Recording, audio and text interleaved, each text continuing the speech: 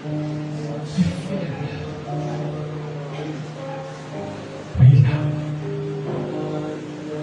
in your heart. Even though you have still questions in your mind, those questions will be answered. Your other questions has been answered.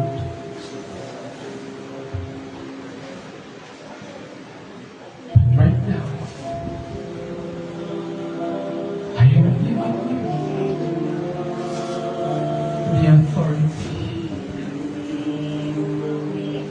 to choose what's really in your heart. I don't control my children. You are the one who will choose your paths.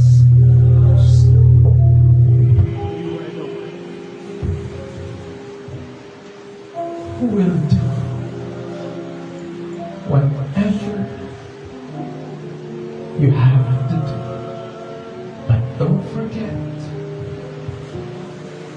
that you have me,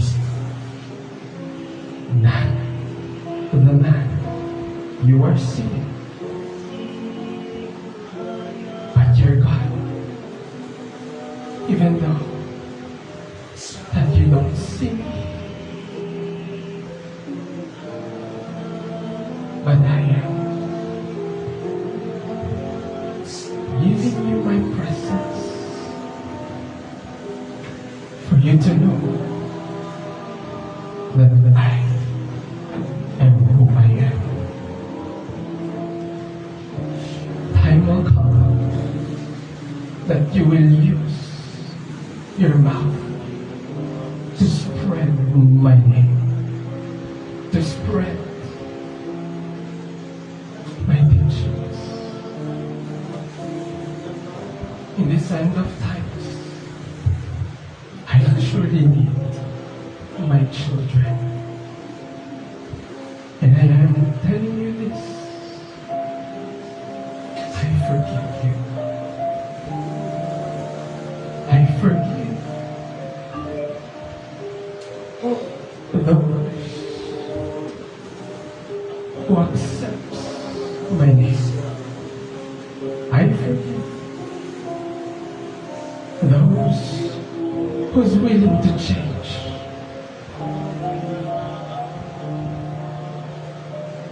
Your faith will tell you the truth, and I am the truth. Continue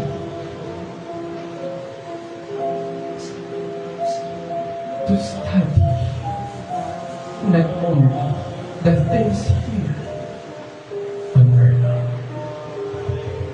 but the greater things in heaven. And that is my word. Again, thank you, my son. My guidance and blessings is unto you.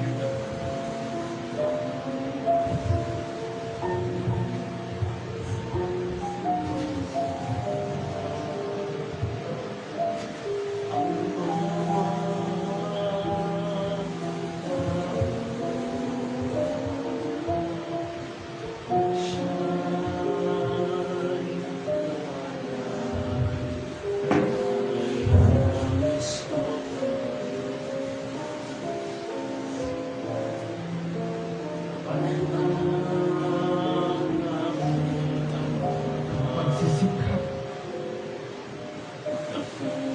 ay sadyang mahalaga kung ano ang inyong itinatanim.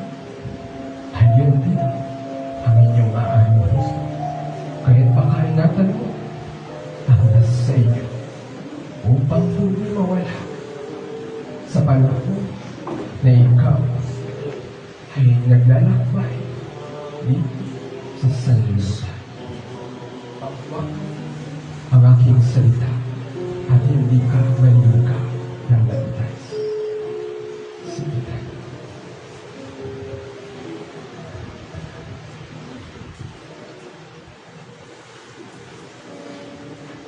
Ang buhay ay mahalaga.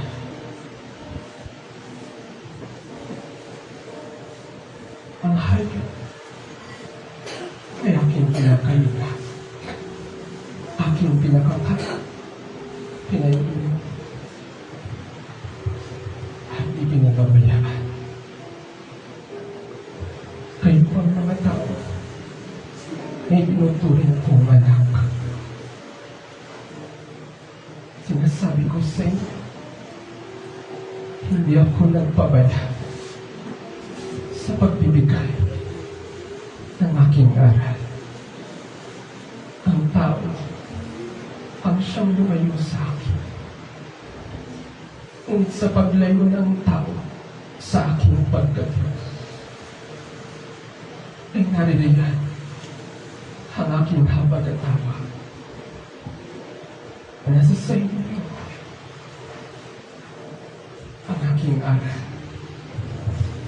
Kaya kung paano pinangahawakan ang inyong buhay na mahalaga, ay hindi ninyong panghawakan ang buhay na darating.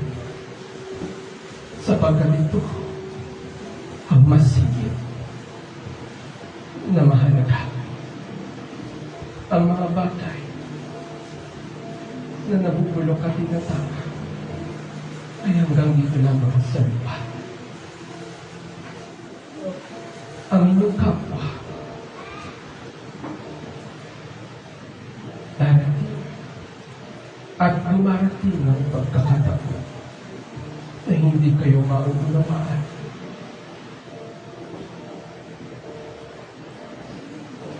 At sa kanilang pagkalito sa mga bagay na nangyayari ay hindi nakakaya ang kanilang puso.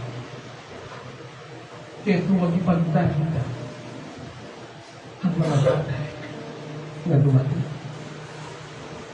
Ako'y dumating hindi para sa mabuti, kundi para sa mga makasalanan. Masigit ko nga akapin ang isang tao na lumalapit sa akin,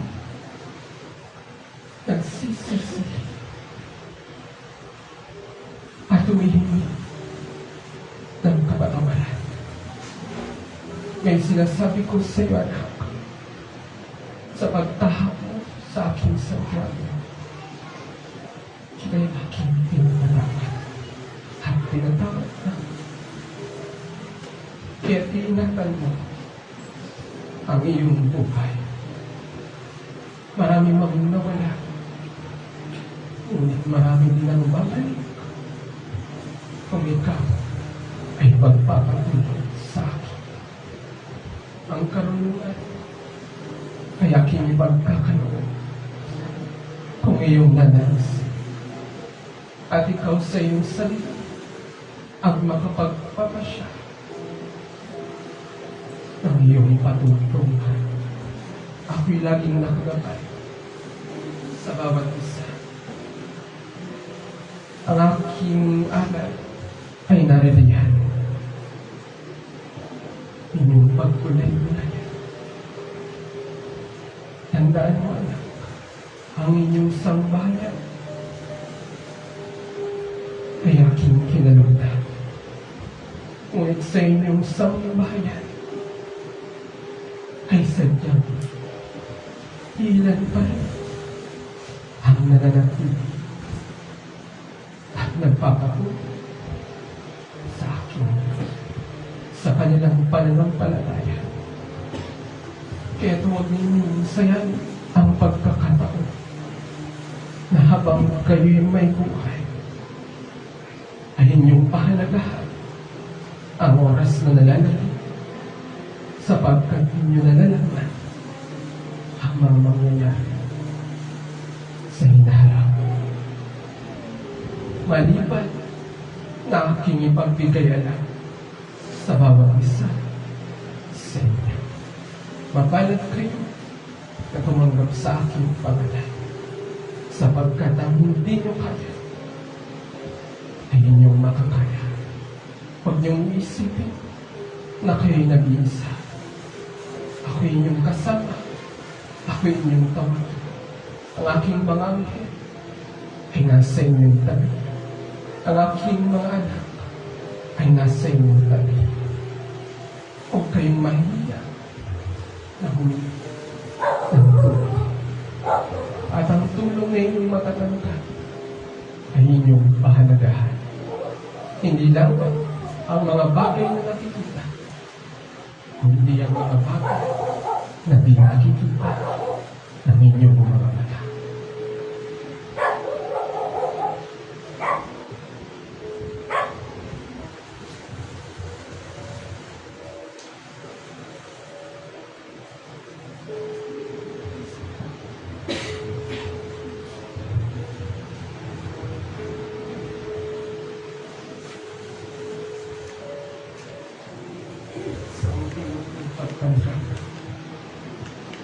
Ay inyong naunawaan ang kahalagahan ng aking pangalan. At ito ang magsisilbing liwanag ninyo sa buhay na ito. Maraming pinagdaanan ang inyong sambayan. Ngunit kayo sa inyong mga sarili ang magpapatibay bilang kayo ang tumanggap sa akin at inyong pahalagahan ang bawat araw at oras na nalalapit. Darating ang mga pagpapala sa iyong mga kamay. Ngunit tandaan mo na ang panahon ay sadyang mabilis. Kung gaano mabilis na hinihingi ng tao ang kanyang mga kailangan, ay ganoon din mabilis na nawawala. Kaya't kayong pahahalagahan ang dahil hindi lamang at mga material na bagay. Ang buhay na kaloob ay inyong pahalagahan. Ingatan niyo ang templo na aking ibinagkaloob. At kayo mabubuhay ng nagmasay at ng mapayapa sa aking piling. Maraming salamat.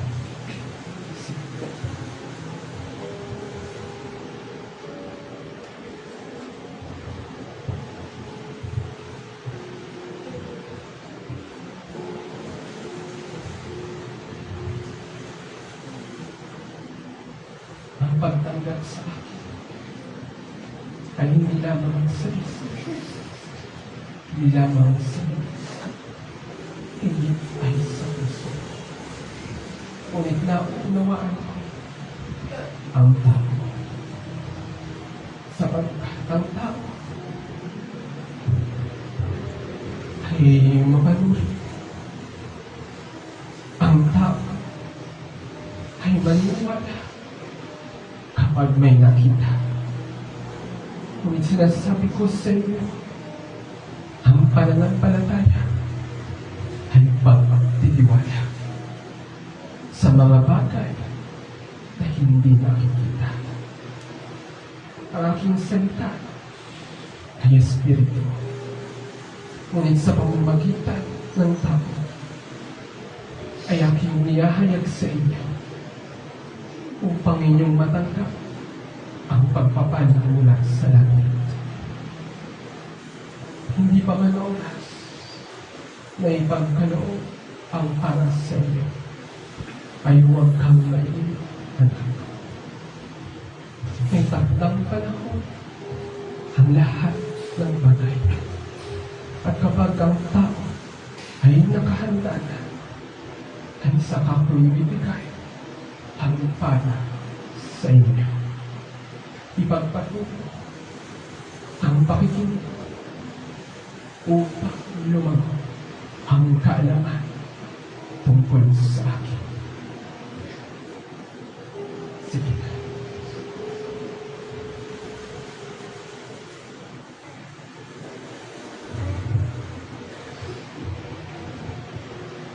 Ang iyong katanggap,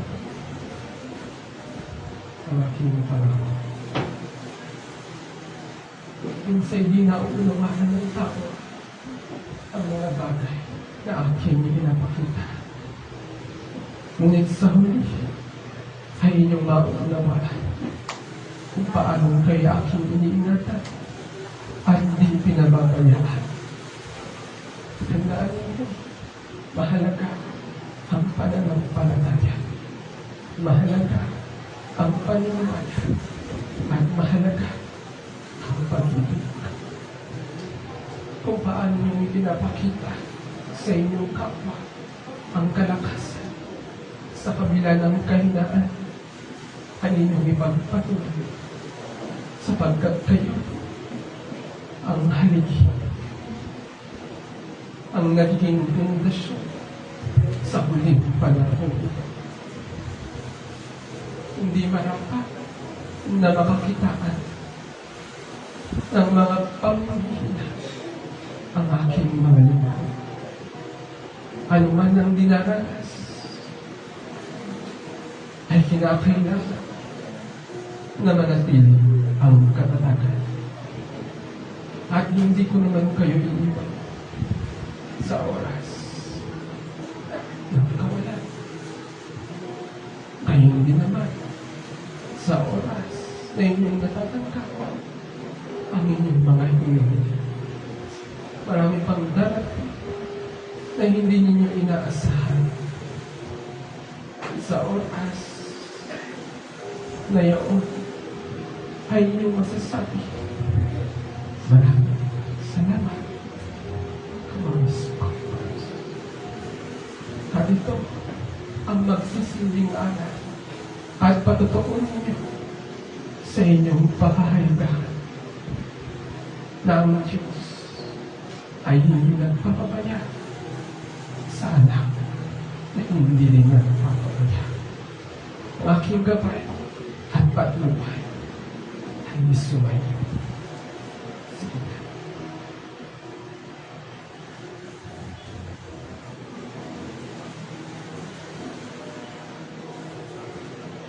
Ang tungkol ay naridinig ko. Ano mang pagbabago sa buhay, ang aking pangako at tagumpin ay hindi magbabago. Kung paano niyong ginagampanan at gagampanan ang pagiging isang magulang sa inyong anak. Imasigit niyong ipakita ang inyong pag-ibig, ang inyong pagmamalasaktan at pagtutulungan. Sapagkat kung ano ang inyong gagawin sa inyong kapwa ay ginagawa niyo sa akin. Ang aking pangako ay aking tinupad. At sa pagtupad ng pangako ay may kaakibat ng nagampanan. Huwag mawawalan sa inyong puso't isipan ang aking pagkadiyos. Sapagkat ito ang masilip niyong kailangan kaysa mga bagay na hinihingi ng tao. Ang buhay niya sa lupa ay panandalian lamang. Ngunit ang buhay na darating ay walang hanggan kung inyong maiingatan ang inyong pananampalataya. Marami mang kaguluhan sa inyong puso't isipan ay kayo na rin ang siyang nakasasagot ng bawat ninyong katanungan, sapagkat ako'y sumasa inyo at kayo sumasa akin. Inyong iingatan ang inyong mga sarili, ang templong aking kaloob, upang kayo ay manatili dito sa aking paraiso. Ang aking paraiso, di nyo namamalayan, ay inyong nakikita at nasasaksihan kung paano inaayos ang lahat ng bagay sa loob at labas ng kapaligiran, ay mamumutawin ang isang bagong paraiso. Sige.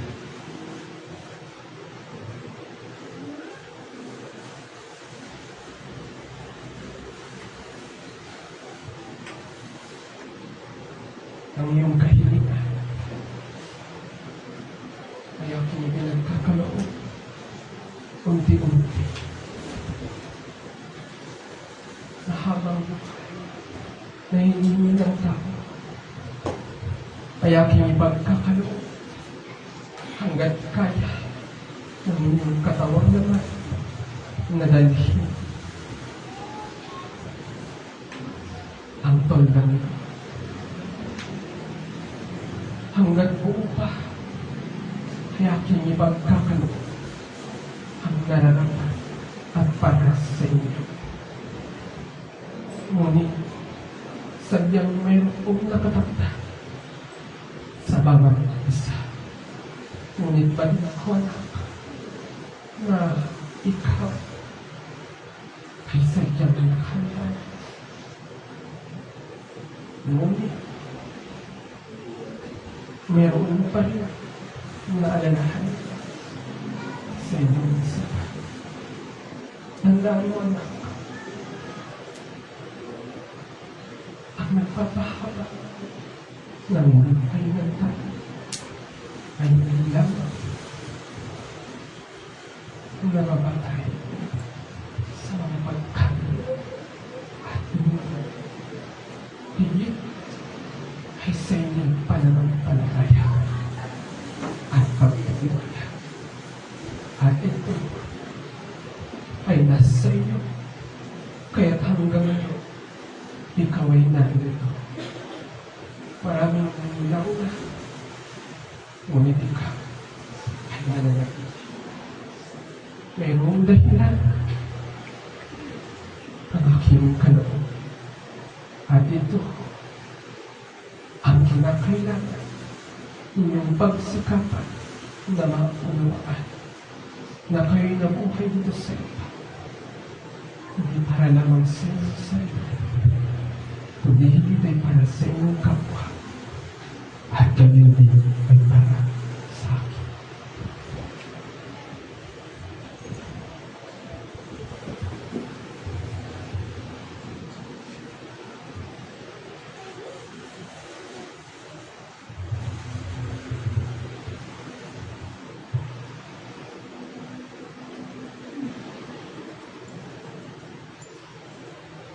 Huwag mamabala pa ang kalooban sa mga bagay na hindi pa lubos sa naunawaan. Mayroong ninanais ang tao na panahon at tanging ako lang ang siyang nakababati. At kapag ito ay nakabagdana, ay inyong mauunawaan ang mga bagay na aking ginagawa. Pagsikapan mo na pag-alagin sa inyong mga sarili ang aking aral, sapagkat kayo ang aking magsisilbing hindi kamay at mga paa dito sa sanlibutan upang ihatid ang mabuting balita.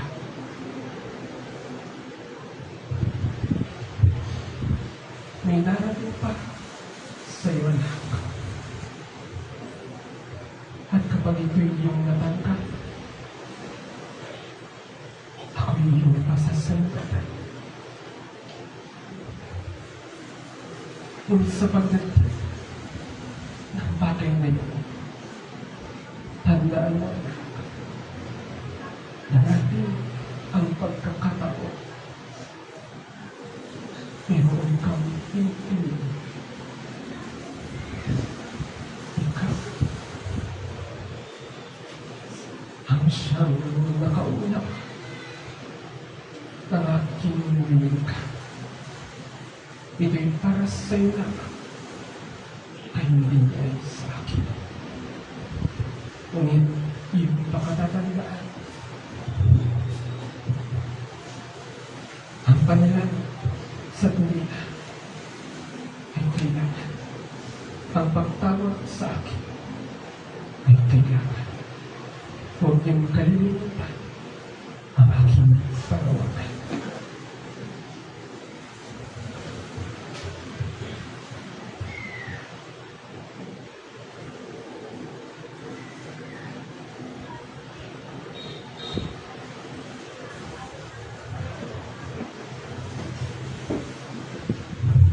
Maraming salamat sa inyong pakikinig.